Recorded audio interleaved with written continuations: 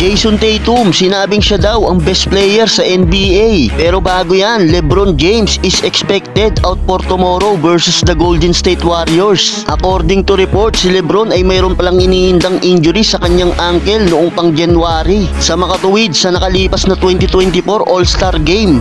Bagamat naglaro ito ay mayroon lamang itong limitadong minuto dahil sa iniinda nitong ankle injury.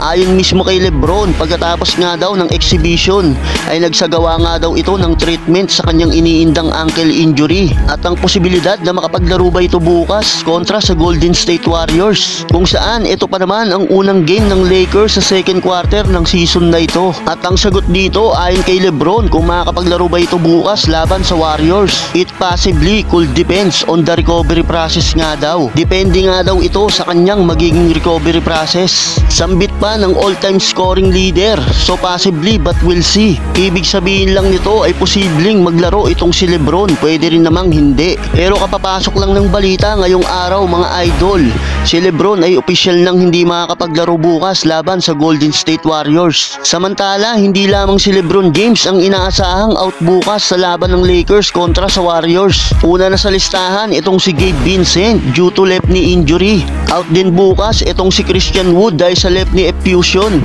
Ganon din si Jared Vanderbilt, out din bukas due to mid-foot sprain. Probable naman si Maxwell Lewis, habang si Max Christie at Cam Reddish ay expected na out din sa laban for tomorrow dahil may status nga itong questionable according to report by Dave McMenamin. Well, mapunta naman tayo sa pinakahuli nating balita. Itong si Jason Tatum ang best player daw ngayon dito sa liga ng NBA. Agree ba kayo dito mga idol?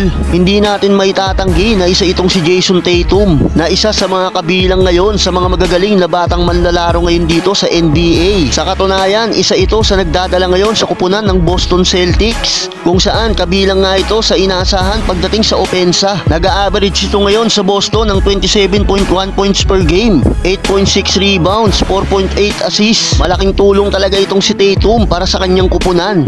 At hindi malayong in the future ay maging mukha ito ng liga dito sa NBA dahil sa taas ng confidence nito sa kanyang sarili. At dahil nga dito sa isang interview sa kanya ng ESPN reporter na si Malika Andrews, naniniwala nga itong si Jason Tatum at tahasang sinabing siya daw ang best player ngayon dito sa liga ng NBA dahil pakiramdam nito sa tuwing nasa loob daw siya ng court ay pakiramdam niya siya daw ang pinakamagaling. Nakakabilib din talaga ang lakas ng confidence nitong si Tatum. Well, paano naman sila Giannis, Jokic at Joel Embiid na mayroon nang napatunayan sa liga habang ang tatlong ito ay nakakuha na ng mga MVP awards. Si Giannis at Jokic ay mayroon na rin tig-isang kampyonato habang si Tatum ay wala pang nakukuha isa man sa mga nasabing award. Ayon nga sa mga iilang fan, kailangan munang kumuha ng kampyonato o kaya MVP award itong si Tatum bago niya sabihin na siya ang best player ng liga. Marami din ang nakakapansin, madalas ay hindi nga ito maasahan pagdating sa playoffs, kung saan nawawala nga ito sa kanyang laruan.